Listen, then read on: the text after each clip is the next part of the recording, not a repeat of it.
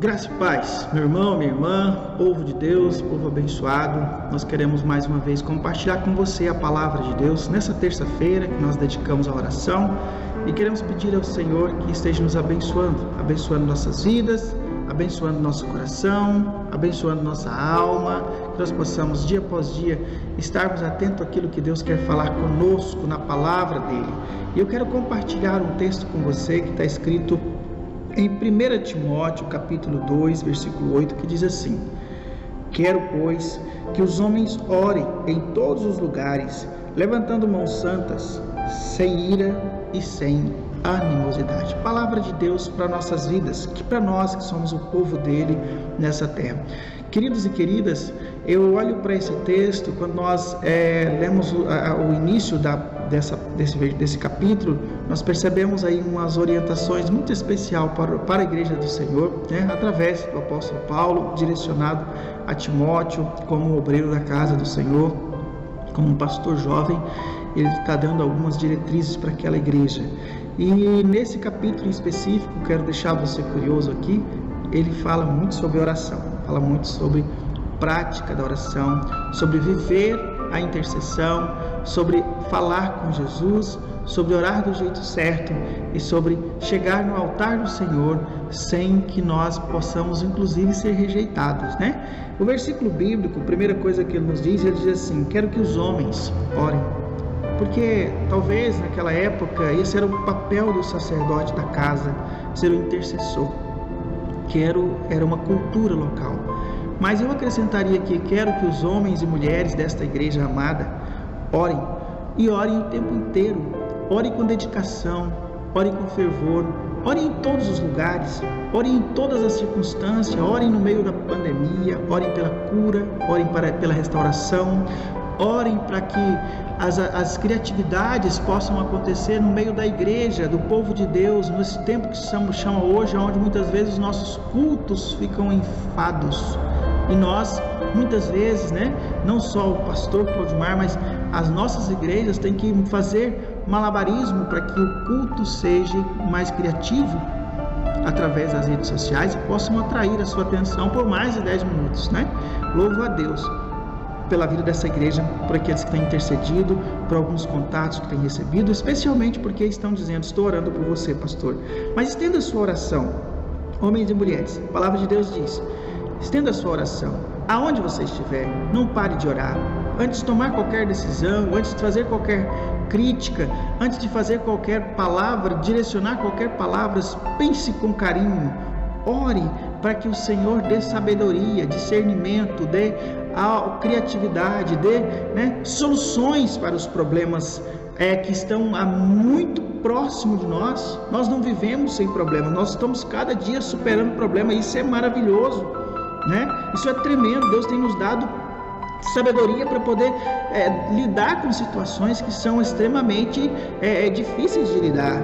E o apóstolo Paulo, ele insiste: irmãos e irmãs, homens e mulheres. Se fosse hoje essa carta, eu acredito que estava escrito desse jeito, dentro do contexto metodista, por exemplo: amigos e amigas, irmãos e irmãs, queridos e queridas, orem, levantem suas mãos, não percam tempo, levantem suas mãos santas e interceda pela igreja, interceda pela família, interceda pelos líderes, interceda pelas células, interceda pela presidência da república, interceda pelos deputados, interceda pelas nações. Nos versículos anteriores,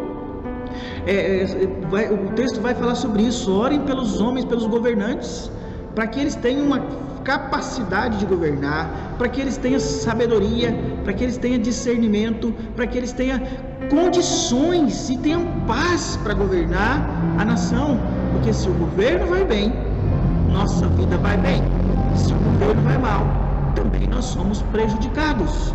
Se o governo não for bem, nós somos prejudicados através de uma série de coisas que chegam até nós, inclusive nos dias de hoje, a questão da saúde. Queridos e queridas, eu continuo nesse versículo dizendo para mim e para você: é necessário que nós cobramos as nossas autoridades de oração, todas elas. Filhos, interceda por seus pais. Pais, interceda pelos seus filhos. Mais filhos, interceda pelos seus pais. Orem pelos seus pais. Mães, mulheres, orem pelos seus maridos. Empregado, orem pelos seus patrões. E por aí vai. Nós precisamos de colocarmos diante de Deus constantemente aquilo que pode nos atingir. É o Senhor quem tem resposta para nós nesse tempo que se chama hoje. É o Senhor quem vai trazer para nós algo diferente para a nossa caminhada cristã. Nós não estamos isento de passar pela crise que nós estamos vivendo, e a palavra do Senhor nos desafia como igreja a mantermos constantemente, não só intercessão. O texto diz para nós que homens orem em todos os lugares, em todo lugar que nós tivermos. Nós não é só em casa, não é só naquela devocional tradicional que nós fazemos. Isso é ótimo, excelente, mas nós precisamos estender nossas orações além das nossas religiosidades, além das nossas quatro paredes. E não é uma crítica, tá? É porque nós somos tendenciosos a isso. Além das nossas quatro paredes, além da devocional que nós fazemos no cenáculo, além, muito mais do que isso, isso é um hábito. Nós precisamos interceder para que Deus ouça as nossas orações. E a palavra de Deus diz: levantem mãos santas, homens e mulheres. Levantar mãos santas tem a ver com uma convocação, primeiro, a nossa vida de santidade, a nossa vida de dedicação, de afastamento do pecado, de condicionar a nossa vida ao propósito de Deus. John Wesley escreve nesse texto, quando ele vai escrever sobre esse comentário, ele fala sobre isso. Fala, quando Paulo está dizendo isso, ele está dizendo para as pessoas: dediquem também à santidade, porque quando vocês forem levantar as suas mãos, as acusações do inimigo não estarão sobre a vida de vocês.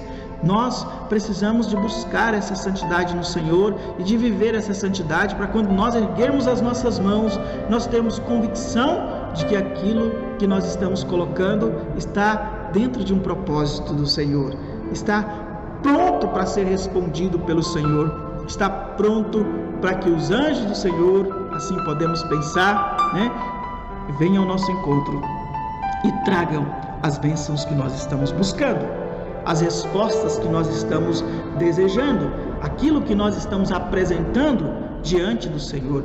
Que nós possamos ter esta atitude.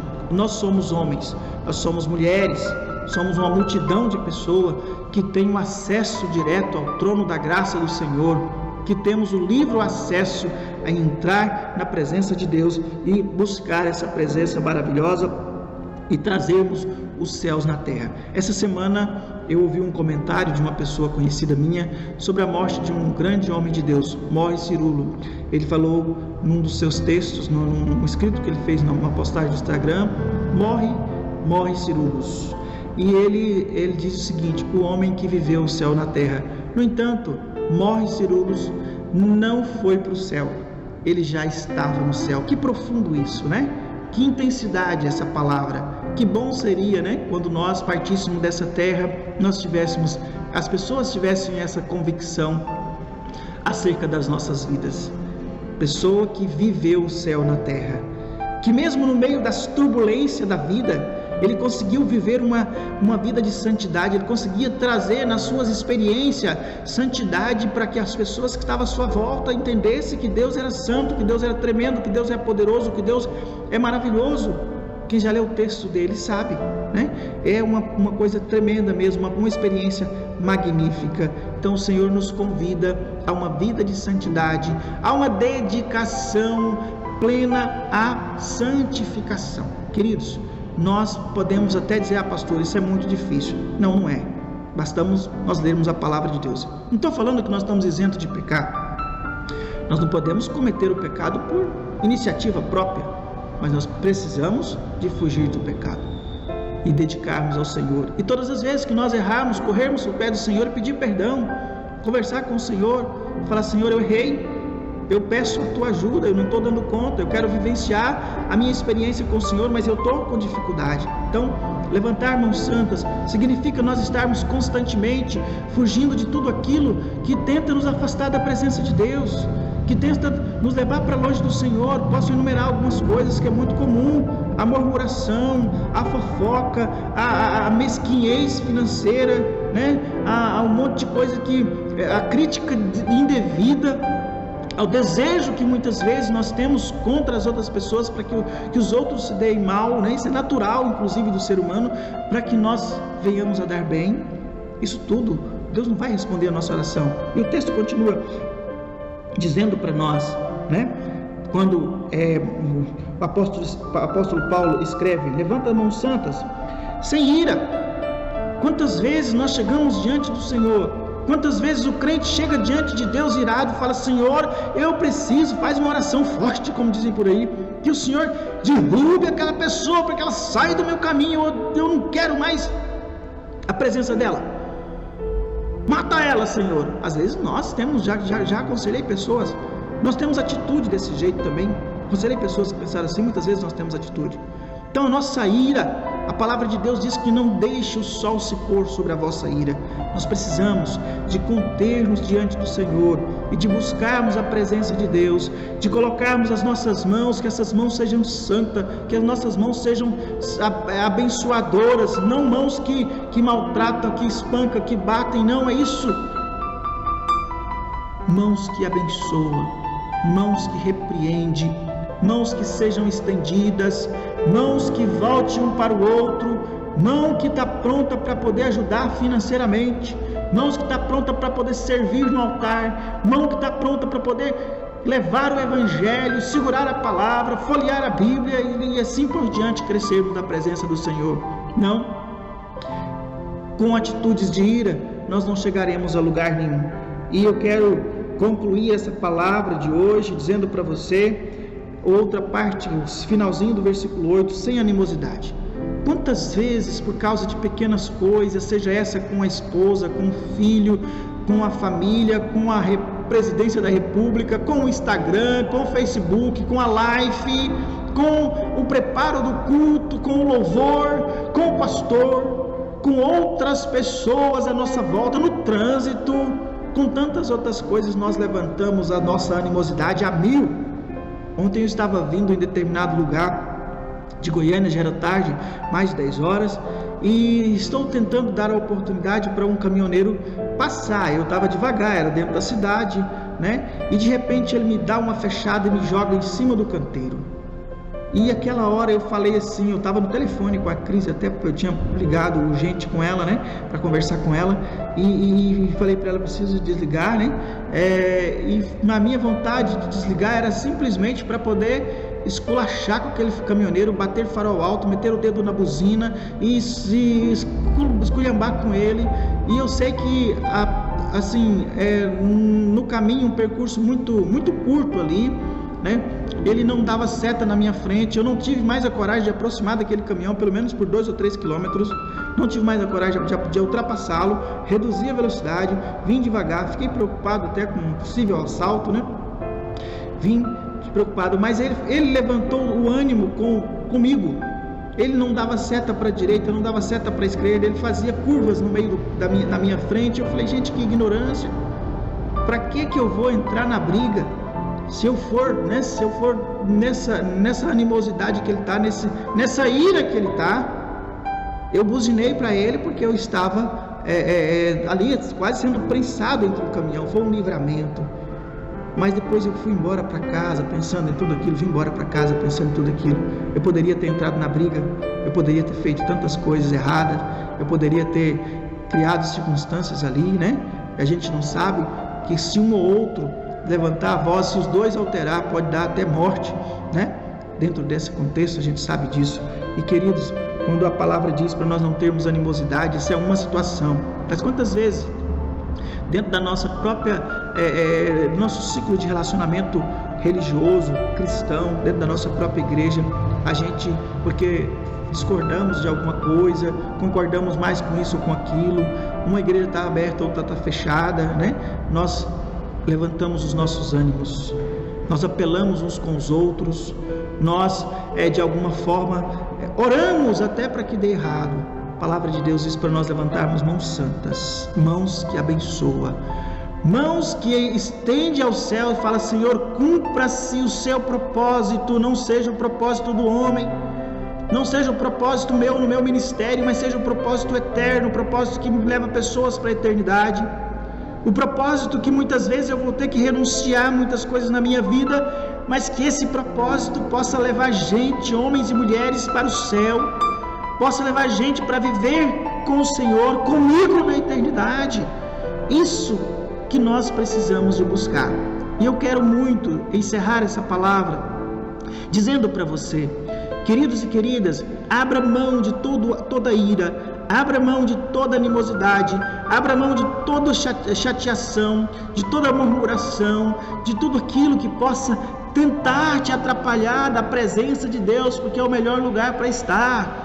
É o melhor lugar para, como diz a canção da Heloísa Rosa, há um lugar onde você não é acusado, onde você não é condenado, onde você não é julgado, onde você não é marginalizado, onde você não é nada mais, nada menos que amado pelo Senhor. E eu não quero estar lá sozinho, eu não quero estar lá sozinho neste lugar. Eu quero estar com aqueles e aquelas que amam o Senhor, porque não vale a pena viver sozinho.